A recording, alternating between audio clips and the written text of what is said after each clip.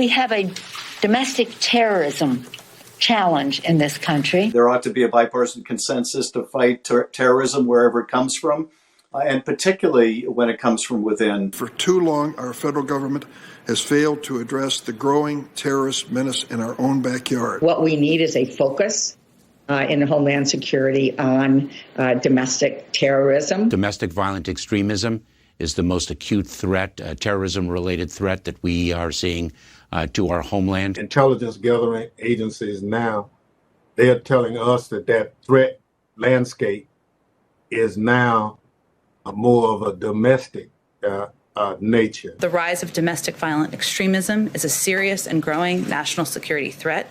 The Biden administration will confront this threat with the necessary resources and resolve. What more do your departments need from Congress, and particularly this committee, to root out violent extremism? A commitment to redouble our efforts to fight hate and to fight one of the greatest threats that we face currently on our homeland, which is the threat of domestic terrorism. The domestic violent extremist threat is also rapidly evolving. How will the Justice Department adapt its approach to combating domestic violent extremism to address how the threat has evolved over the past few years? The most dangerous domestic terror threat facing America today comes from the forces that attacked our government on January 6th. In the violent, deadly insurrection on the Capitol 9 months ago, it was about white supremacy, in my view. In the FBI's view, the top domestic violent extremist threat comes from racially or ethnically motivated violent extremists,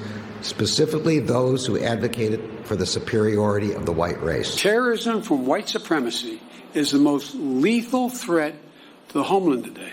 Not ISIS, not Al-Qaeda, white supremacists. Let's stop pretending that the threat of Antifa is equivalent to the white supremacist threat. We know now we must confront and defeat political extremism, white supremacy, and domestic terrorism.